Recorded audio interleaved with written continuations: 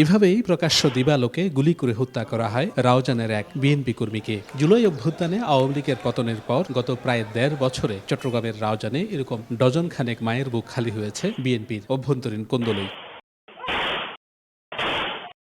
রাউজান তথা বিএনপির এই কোন্দলের বহিঃপ্রকাশ ঘটেছে ত্রয়োদশ জাতীয় সংসদ নির্বাচনের মনোনয়ন নিয়েও। শনিবার চট্টগ্রাম জেলা রিটার্নিং কর্মকর্তার কার্যালয়ে বিএনপির ধানের শীষের পক্ষে মনোনয়নপত্র জমা পড়ে ২ হেভিওয়েট প্রার্থীর। বিএনপি চেয়ারপারসনের উপদেষ্টা গোলাম আকবর খন্দকারের পাশাপাশি এখানে বিএনপির পদ স্থগিত হওয়া কেন্দ্রীয় ভাইস চেয়ারম্যান গিয়াসউদ্দিন কাদের চৌধুরীর মনোনয়নপত্র বৈধ ঘোষণা করা হয়েছে। গণপ্রতিনিধিত্ব আদেশ ১৯৭২ এবং সংবিধানের ৬৬ অনুচ্ছেদ অনুযায়ী জনাব মোহাম্মদ গিয়াসউদ্দিন কাদের চৌধুরী তিনি যে মনোনয়ন ফর্মটি দাখিল করেছেন তার দাখিলকৃত মনোনয়ন ফর্মটি আমরা বৈধ বলে আমরা গ্রহণ করে নিচ্ছি।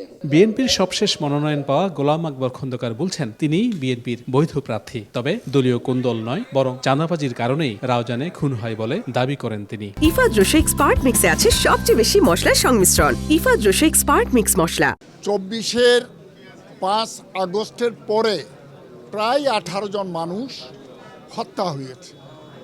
১৮ জন মানুষের মধ্যে ১৩ থেকে ১৪ জন মানুষ হত্যা হয়েছে শুধুমাত্র চাঁদাবাজি, বালুর ব্যবসা, টাকার ভাগাভাগির কারণে।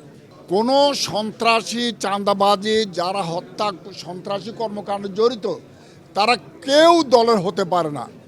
তারা নিজেদের স্বার্থে দলকে ইউজ করে, ব্যবহার করে। এদিকে প্রথম দফায় ধানের শীষের মনোনয়ন পাওয়া গিয়াসউদ্দিন কাদের চৌধুরী রিটার্নিং কর্মকর্তার কার্যালয় থেকে বের হয়ে ঘোষণা দেন মাঠ না ছাড়ার। বলেন তার সাজানো বাগানে অন্য কাউকে মেনে নেবে না তার কর্মীরা। মাঠ আমি ছাড়ছি না, ২০ তারিখ পর্যন্ত, ২০ তারিখের পরে পর্যন্ত ইনশাল্লাহ আমি মাঠে থাকব। আমাদের কর্মীরা, আমার হাতে গড়া হলো রাউজানের জাতীয়তাবাদী দল।